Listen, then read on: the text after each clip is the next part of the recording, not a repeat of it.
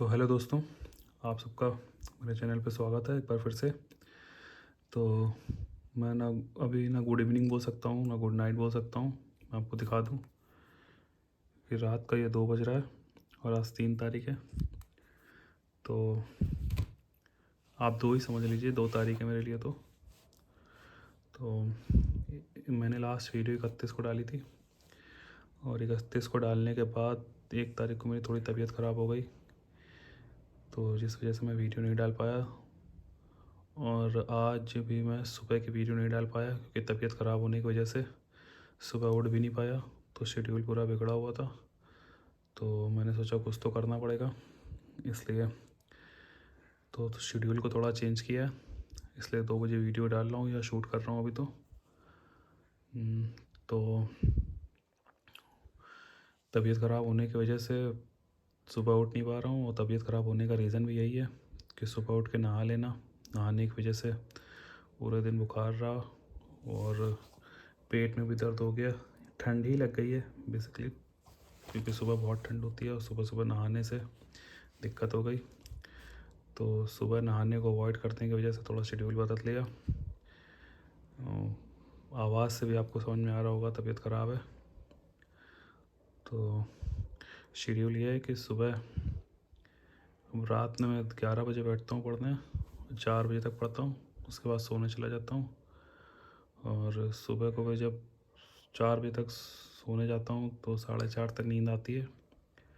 उसके बाद सुबह उठता हूँ 10 साढ़े 10 बजे, जल्दी जल्दी नाश्ता वास्ता करके। नहाता नहीं हूँ, नहाता दोपहर में।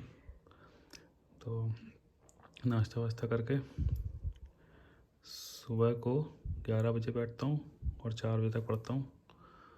और बस यही, रात के 5 घंटे, सुबह के 5 घंटे मिला के 10 घंटे होते हैं। इसमें 1 घंटा आप थोड़ा चलना उठना बैठना निकाल लीजिए। 8 साढ़े आठ 9 घंटे की पढ़ाई चल रही है। और यही शेड्यूल हफ्ते भर रहेगा जब तक तबीयत नहीं ठीक हो जाती। फिर से सुबह से उठेंगे 1 हफ्ते बाद। तो बहुत लोगों ने सवाल भी किए कि भैया आप मैथ्स कहाँ से कर रहे हैं, और मैथ्स के लिए आज मैं अपना दिखा देता हूँ मैंने क्या किया। ये आपको एक्स्ट्रा दिखाया था, एक सेकेंड। ये देखिए, मैंने चैप्टर नंबर सिस्टम शुरू किया और कल से लेकर आज तक मैंने पूरा नंबर सिस्टम ख़त्म कर दिया। नंबर आपको दिखाऊँ क्या क्या। पहले जो रिमाइंडर वाले क्वेश्चन आते हैं कि रिमाइंडर निकालना हो, ये देखिए भाज्य भाजक वगैरह सब कुछ, वो क्वेश्चन है। इसमें शेषफल निकालना रहता है। तो ये हो गया। उसके बाद ये फिर रिमाइंडर क्वेश्चन है। इस तरीके के किसी संख्या को 44 से भाग देने पर 17। ये देखिए, बाकी जैसे बताया कि किसी संख्या को जब 44 से डिवाइड करते हैं तो रिमाइंडर 17 आता है। उसी संख्या को जब 11 से डिवाइड करेंगे तो रिमाइंडर कितना आएगा। ये वाले रिमाइंडर के सारे सवाल। उसके बाद ये जब थोड़ा सा अलग किसी संख्या को 14 से डिवाइड करते हैं तो रिमाइंडर 5 आता है। उसी संख्या के 9 गुने को 9 टाइम्स को जब 14 से डिवाइड करेंगे तो रिमाइंडर कितना आएगा। इस तरीके के सवाल। ये फिर ये वाले सवाल देखिए आप सब लोग। फिर ये फैक्टर्स वाले सवाल कि फैक्टर कितने गुणनखंड है, कितने फैक्टर हैं, ये वाले सवाल। उसके बाद ये इवन फैक्टर कितने हैं किसी इसमें, और अगर इवन कितने हैं, टोटल कितने हैं, ऑड कितने हैं, इस तरीके के सवाल। और फिर आपको दिखाते हैं फैक्टोरियल में कितने ज़ीरो होंगे एट द एंड में, ये वाले सवाल।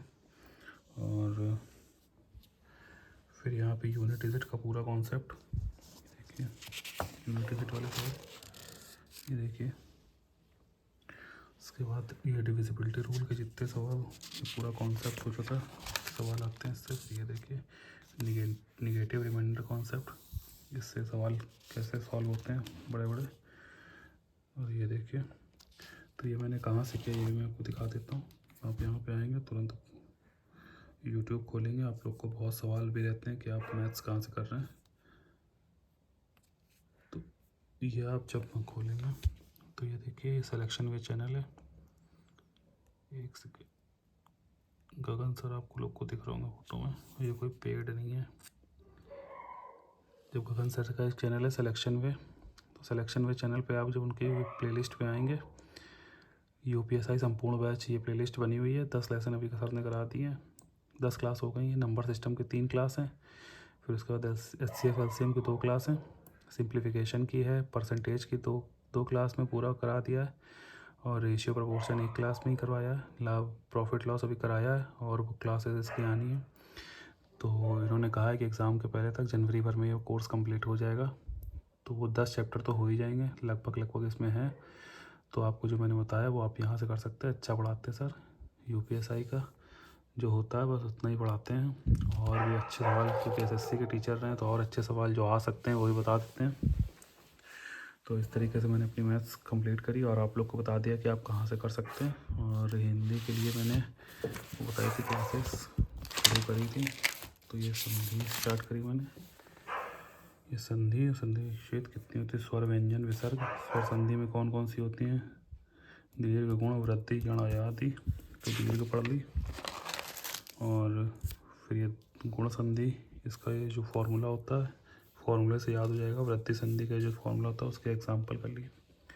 तो ये 2 क्लासेस ख़त्म करी 1.5 घंटे की। मैम बहुत स्लो पढ़ाती हैं तो मैंने 2x पे लगा के ख़त्म करी, तो इतनी हो पाई। कल तक मेरी संधि कंप्लीट हो जाएगी। तो ये हिंदी में किया। और मूल विधि में दिखाऊँ आपको, ये किताब मैंने खरीदी है अभी नई, इसमें दिखाऊँ। तो संविधान हम पढ़ चुके हैं, बस रिवीजन चल रहा है। और इसमें इससे ये BNS और BNSS के बीच जितनी धाराएँ हैं वो सब में मैंने इम्पोर्टेंट नोट कर लिए। और पहला अधिनियम घरेलू हिंसा अधिनियम आपको दिखाऊँ मैंने, BNS उसको हटा देंगे। देखिए घरेलू हिंसा अधिनियम में जो पढ़ने वाली बातें थी, कब शुरू हुआ, कौन सी इंपॉर्टेंट धाराएँ हैं, ये सब याद करी। 2 अधिनियम पढ़े घरेलू हिंसा वाला।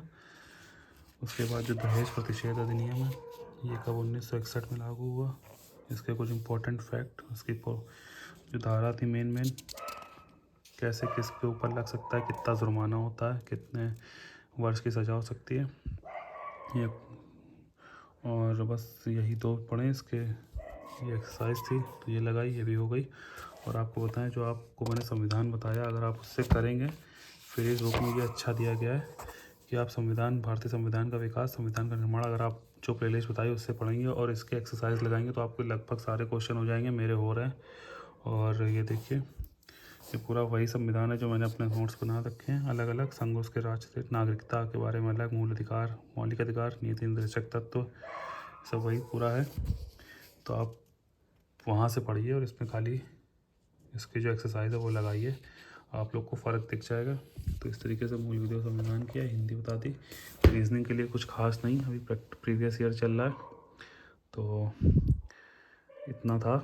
और आपको बता दिया मेरा शेड्यूल कैसे चलेगा। तबीयत ख़राब होने की वजह से शेड्यूल बिगड़ा हुआ है।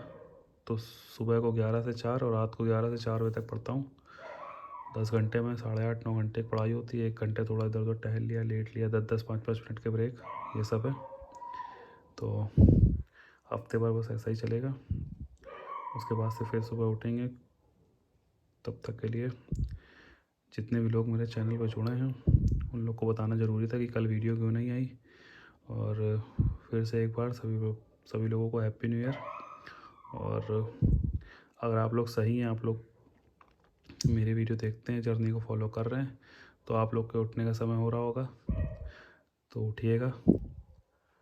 और अब जैसा पढ़ाई करते हैं वैसा करिएगा। मैं भी सुबह ही उठूँगा, बस थोड़ी तबीयत ख़राब है इसलिए थोड़ा शेड्यूल चेंज किया है, क्योंकि रुक भी नहीं सकते। इम्पॉर्टेंट फेज़ है ये तैयारी का। तो फिर वीडियो अब यहीं ख़त्म करते हैं। जो सारे डाउट थे कि मैथ्स कहाँ से करें वो बता दिया, मूल विधि में कहाँ से कर रहा हूँ वो बता दिया, हिंदी के लिए क्लास जो दिखाई थी वो ले ली है मैंने। संधि चल रही है, कल तक संधि ख़त्म हो जाएगी। और रीजनिंग का तो आपको पता है प्रीवियस ईयर चल रहा है। तो इस तरीके से कुछ हफ्ते भर अब ऐसा ही चलेगा। मिलते हैं आप लोग से एक बार, सभी से, जितने भी लोग जुड़े हैं सबको हैप्पी न्यू ईयर। और मिलते हैं नेक्स्ट वीडियो में। Good night.